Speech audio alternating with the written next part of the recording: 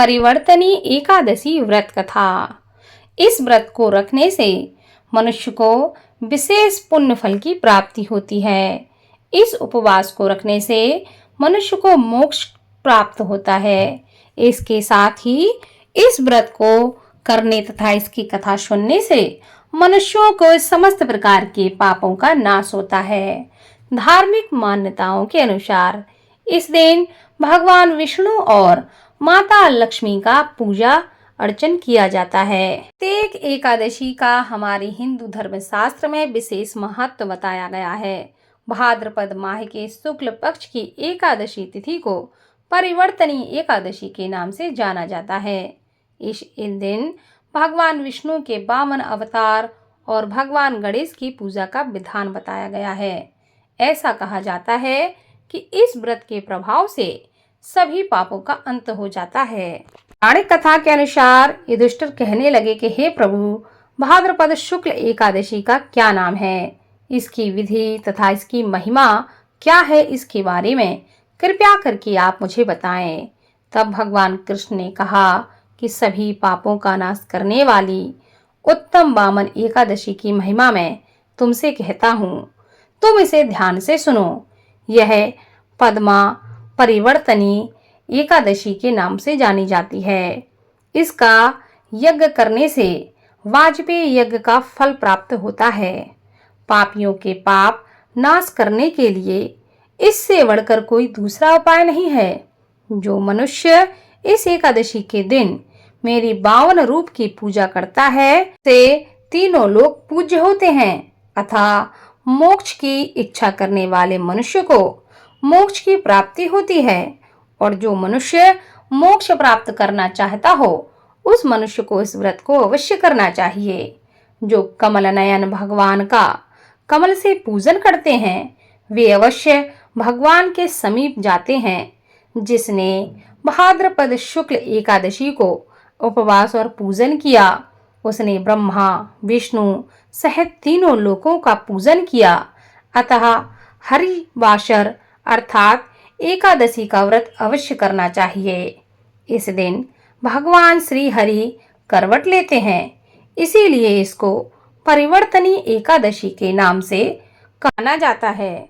मुरलीधर के वचनों को सुनकर युधिष्ठिर बोले कि हे भगवान, मुझे अति संदेह हो रहा है कि आप किस प्रकार सोते और किस प्रकार करवट लेते हैं तथा किस तरह राजा बलि को बांधा और 52 रूप रखकर क्या क्या लीलाएं की।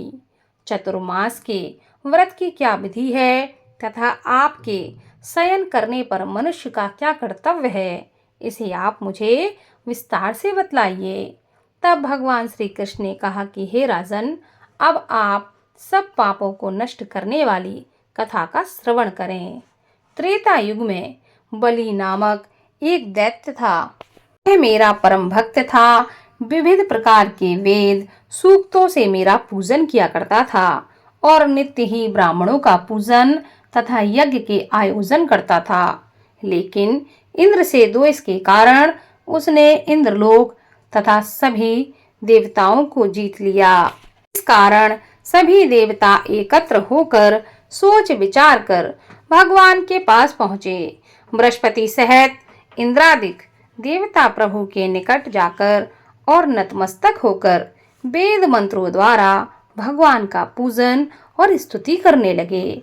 अतः मैंने 52 रूप धारण करके 5वां अवतार लिया और फिर अत्यंत तेजस्वी रूप से राजा बलि को जीत लिया। इतनी वार्ता सुनकर राजा युधिष्ठिर बोले कि हे जनार्दन, आपने 52 रूप धारण करके उस महाबली दैत्य को किस प्रकार जीता। तब भगवान कृष्ण कहने लगे कि मैंने बलि से 3 पग भूमि की याचना करते हुए कहा, ये मुझको 3 लोक के समान है और हे राजन, यह तुमको अवश्य ही देनी होगी। राजा बलि ने इसे तुच्छ याचना समझकर 3 पग भूमि का संकल्प मुझको दे दिया और मैंने अपने त्रिविक्रम रूप को बढ़ाकर यहाँ तक कि भूलोक में पद, भुवरलोक में जंघा, स्वर्गलोक में कमर, महलोक में पेट, जनलोक में हृदय, यमलोक में कंठ की स्थापना कर सत्यलोक में मुख इसके ऊपर मस्तक स्थापित किया। सूर्य चंद्रमा आदि सब ग्रह गण योग नक्षत्र इंद्रादि देवता और शेष आदि सब नागगणों ने विविध प्रकार से वेद सूक्तों से प्रार्थना की। तब मैंने राजा बलि का हाथ पकड़कर कहा कि हे राजन, एक पद से पृथ्वी दूसरे से स्वर्गलोक पूर्ण हो गए हैं, अब तीसरा पद मैं कहाँ रखूं? अब राजा बलि ने कहा कि हे भगवान, मैं आपको साधारण मानव समझ रहा था, यह मेरी मूर्खता थी। अब ऐसा कोई भी क्षेत्र नहीं बचा है जो मैं आपको दे सकूं। आपने 2 पग में ही सारी पृथ्वी को नाप लिया है, तो आप मेरे सिर पर ही अपना तीसरा पैर रखें।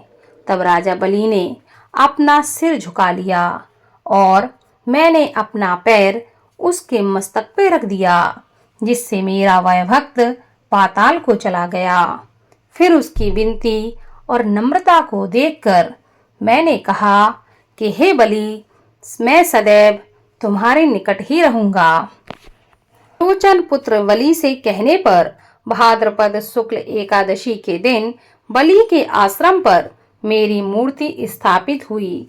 इसी प्रकार दूसरी क्षीर सागर में शेषनाग के षष्ठ पर हुई। हे राजन, इस एकादशी को भगवान शयन करते हुए करवट लेते हैं, इसलिए तीनों लोकों के स्वामी भगवान विष्णु का उस दिन पूजन करना चाहिए। इस दिन तांबा, चांदी, चावल और दही का दान करना विशेष फल प्रदान करता है। इसके साथ ही रात्रि को जागरण अवश्य करना चाहिए। जो विधि पूर्वक इस एकादशी का व्रत करते हैं, वे सब पापों से मुक्त होकर स्वर्ग में जाकर चंद्रमा के समान प्रकाशित होते हैं और यश को प्राप्त करते हैं। जो साधक इस कथा को सुनता है या सुनाता है, उनको 1000 अश्वमेध यज्ञ का फल प्राप्त होता है और श्री हरि की कृपा सदैव उन पर बनी रहती है। इस कथा को खुद सुने, आपके जो अपने हैं उनको शेयर करें, ताकि आपके साथ साथ आपके अपनों पर भी भगवान लक्ष्मी नारायण की कृपा हमेशा बनी रहे। बोलो लक्ष्मी नारायण भगवान की जय।